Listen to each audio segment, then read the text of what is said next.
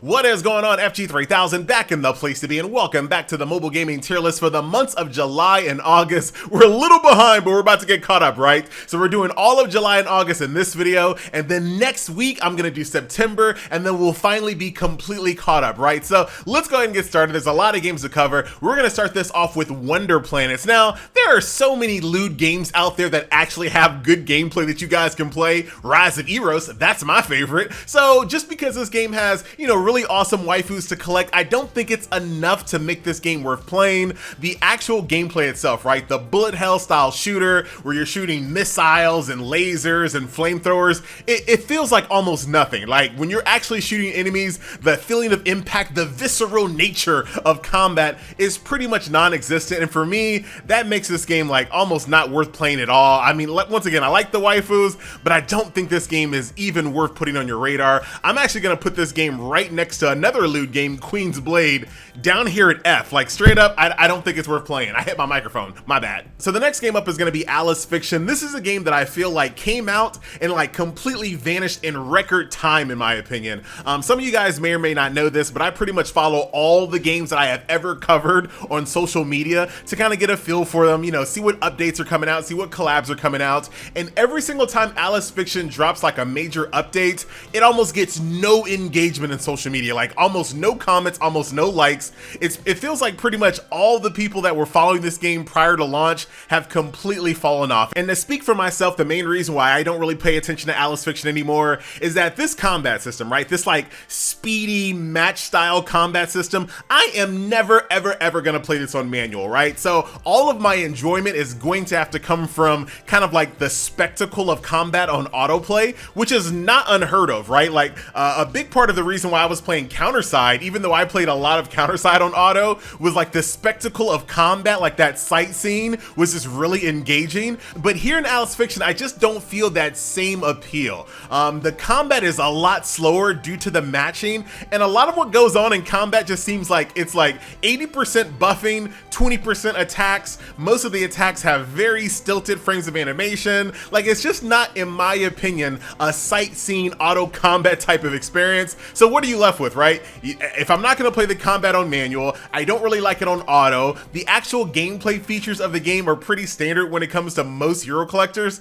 So when you kind of start adding up all these features, Alice Fiction is just yet another very pretty, I must say a very pretty game, but doesn't really hold my interest long term. And it seems that for most people, they kind of felt the same way. But aesthetic wise, production value wise, Alice Fiction is still a pretty decently strong title. So I'm gonna give Alice Fiction a C average. So the next game up is going to be Warhammer 40k Tacticus, and I said this in my first impressions video, and I absolutely meant it. Warhammer 40k Tacticus by far is the best Warhammer game that we have ever seen on mobile. Now, that bar is not very high. In fact, oh, what, FG, you gonna say that bar is so low that you can trip over it? No, dude, that bar is so low it's buried under the sand. You might not even see it. It's so low, you know what I'm talking about? But it's actually not a bad game. Of course, you have to know what you're getting into before you get into it. It's a Warhammer grid-based strategy RPG hero collector, but the combat scenarios get way more involved the longer you play the game. And I found myself, even though I have no connection to Warhammer whatsoever,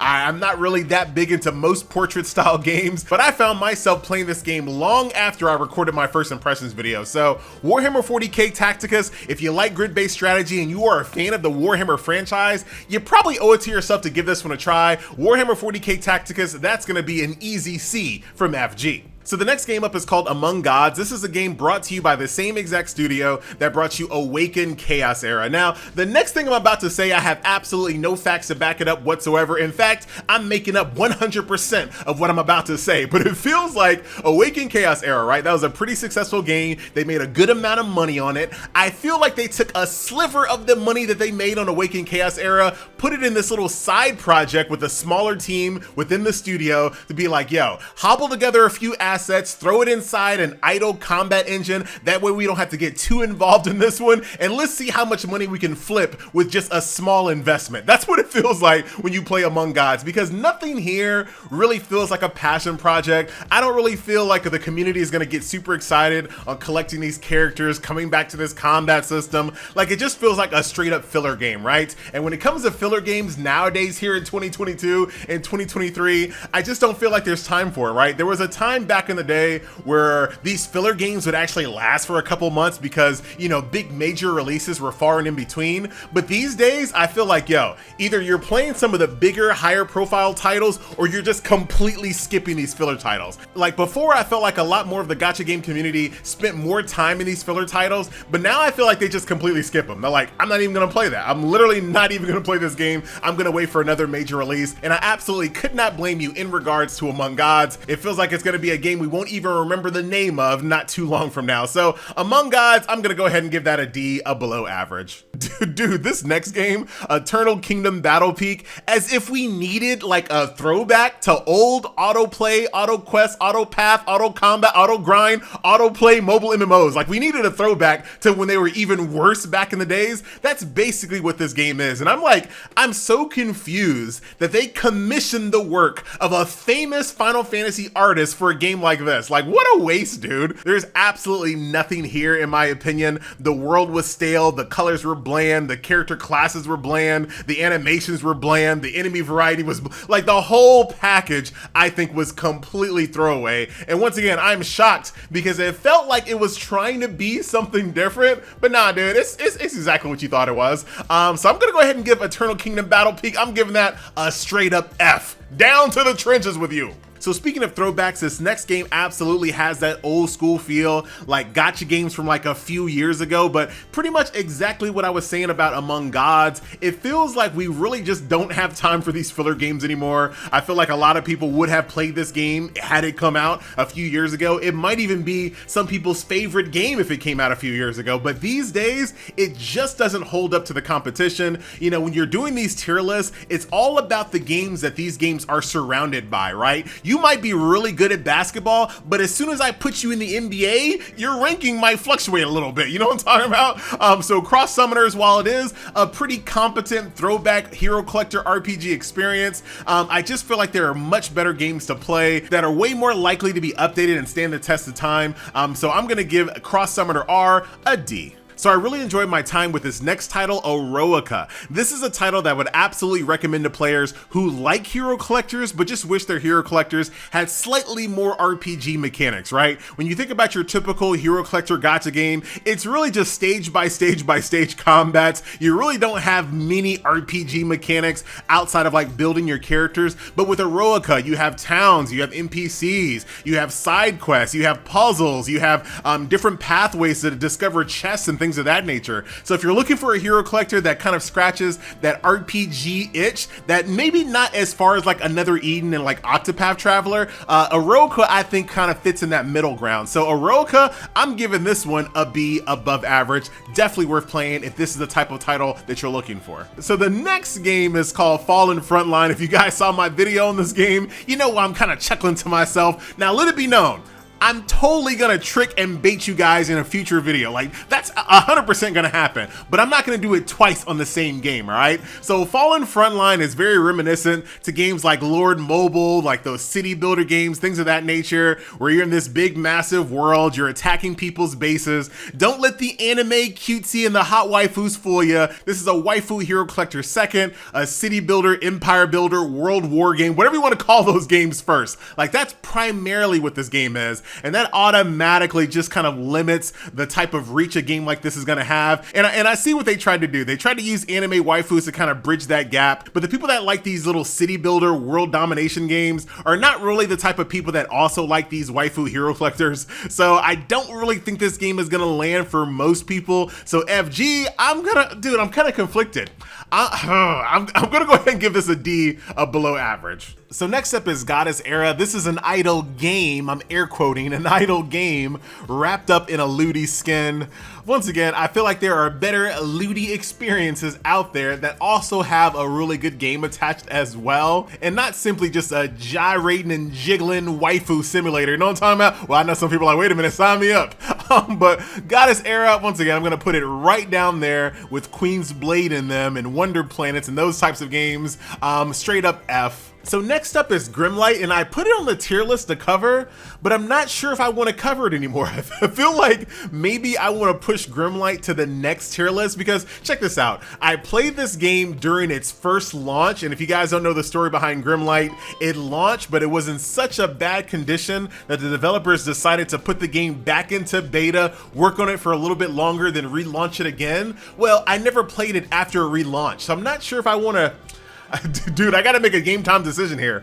This is what I'm gonna do. I'm gonna go ahead and give it a ranking in this video, but I'm gonna come back in the next tier list and re-rank it based on its current launch. Does that make, I don't know. Well, check this out. I enjoyed Grimlight when I first played it. No, it wasn't ready for prime time, but what I saw, I did like. The aesthetic, the characters, the whole world, right? Like these reimagined fairy tales, I like a lot. Some of the things I didn't like, obviously, were the chibi models. Like, I'm not like anti-chibi, but if I have a choice, I'm never gonna choose chibi, if that makes sense, right? Some of the backgrounds I felt were a little boring, but where this game actually surprised me most was the combat system. If you just look at videos, or if you only play like the early stages, you don't really get a feel for the in-depth combat system that this game has. I can't even fully explain it in this video. Go back and watch my Grimlight video or prepare for my next one. The combat system in this game is way more than meets the eye, right? So I'm very curious to see what type of condition Grimlight is, but if I kind of think back on, you know, what I think the developer intended for this game to be and what I played and what I saw, I gotta say that Grimlight is absolutely worthy of a C ranking.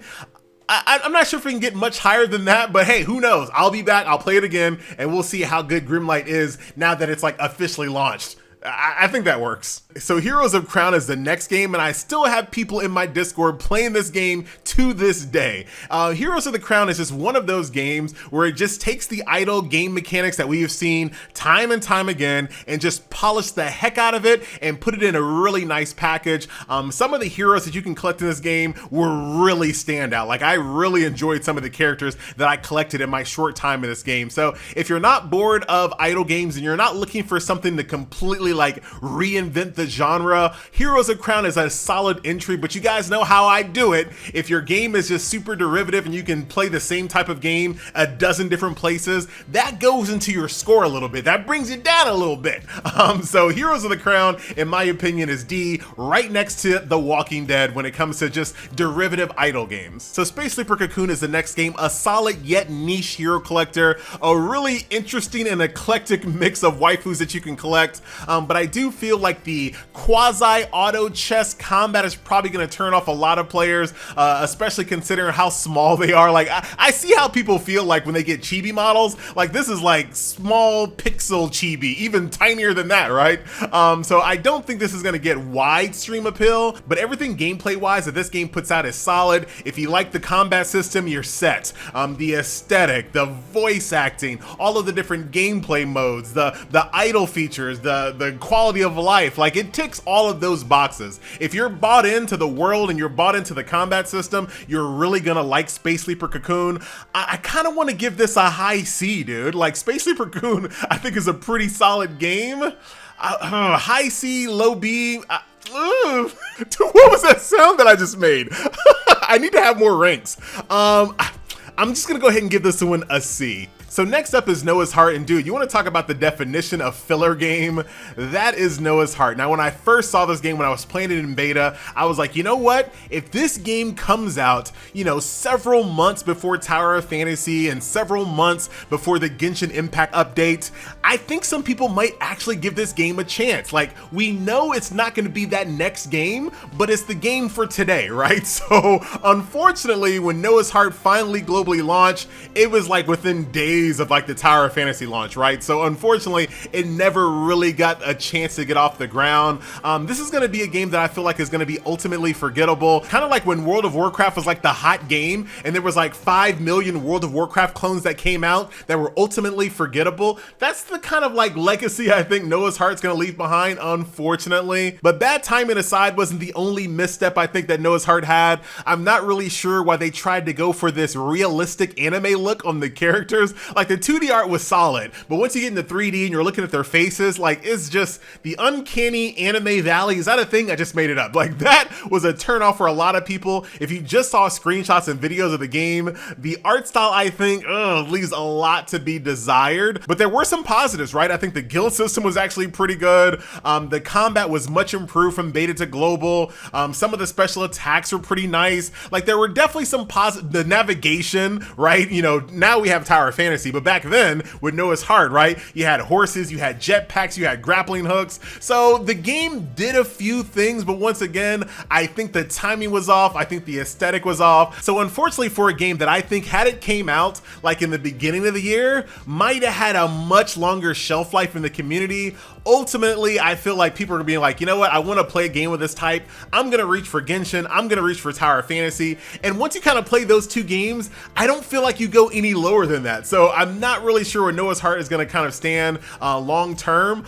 In regards to this tier list, it's still not a bad game though. It's a high C, low B, high C, low B, high C, low B. So I'm going to go ahead and give Noah's Heart a C. So next up we have Octopath Traveler, and this game compared to all the other hero collectors and gacha games that we have on this list definitely stands alone. The only game that can be really compared to Octopath Traveler is Another Eden, in the sense that it is a single player JRPG experience. It's not like one of those games you're gonna have to, you know, rush to log in every day, try your best to complete events on time. None of that. This is a take it at your own pace, single player JRPG story-based experience first, gacha second. And one really awesome thing about the mobile version of Octopath Traveler, in my opinion, is that the mobile version has a superior combat engine compared to the console version of Octopath. And you really don't see that, like, never, right? You never see a mobile version of a game have a better combat engine than its console counterparts, right?